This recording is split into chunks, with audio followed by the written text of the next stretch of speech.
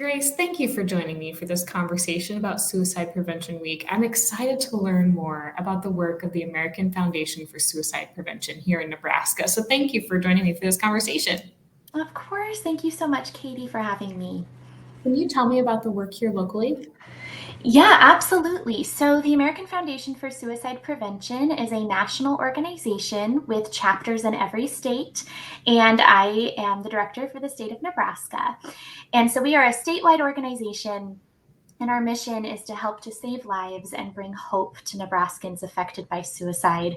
We do this through educational programs, bereavement support, policy and advocacy work, and by helping to fund research.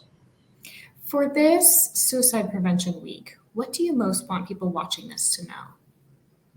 I think the most important thing to know first is that suicide is very prevalent in our world and in our community in Nebraska. In Nebraska, suicide is the second leading cause of death for ages 10 to 44, and we can all play a role in helping watch that number reduce. So it's okay to ask questions. It's okay to be curious. It's okay to ask someone if they are struggling and to reach out if you're concerned. What are some things that are happening here locally for Suicide Prevention Week? Great question. So, for the American Foundation for Suicide Prevention, we have virtual trainings available to anyone across the state each day, Monday, Tuesday, Wednesday, and Friday. And then on Thursday, we have a virtual conversation with experts in suicide prevention from Western Nebraska, Central Nebraska, and Northeast Nebraska, and then Eastern Nebraska. So it'll be a lovely conversation about what's happening in Nebraska around suicide and mental health and what can we do to make a difference. And I also want to note that beyond AFSP, the Kim Foundation has a really incredible project happening called Chalk It Up for More Tomorrows.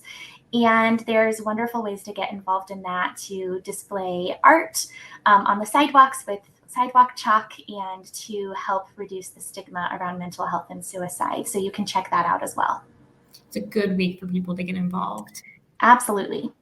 Now, are there other things that people should keep in mind as they think about ways to support AFSP and other things coming up happening? Absolutely. So we have our Omaha Out of the Darkness Walk happening at the end of the month. So the entire month of September is Suicide Prevention Month. And you can be involved the entire month and please be involved beyond. But on September 30th, we invite you to walk with us to help bring hope to so many people affected by suicide in our city and our state. And that will be at Stinson Park. Check-in is at 9 a.m. and the walk will begin at 11. We'll have community resource tables and kids activities. The River City Mixed Chorus will sing, and it'll just be a really incredible event, a very hopeful event, and we hope you come. Any closing thoughts for us today?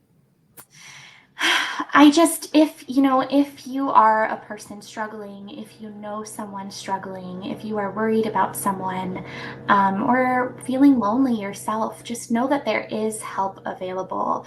So many of us come to this work as survivors of suicide loss, myself included. And I think one of the most exciting things happening right now is 988. 988 is a simple number that you can text or call 24/7 anytime to be connected to a trained counselor who can just talk with you and help you through those difficult times. And don't be afraid to do that. Text, call 988 anytime. They're here there to help. Thank you for your work, Grace. Thank you, Katie.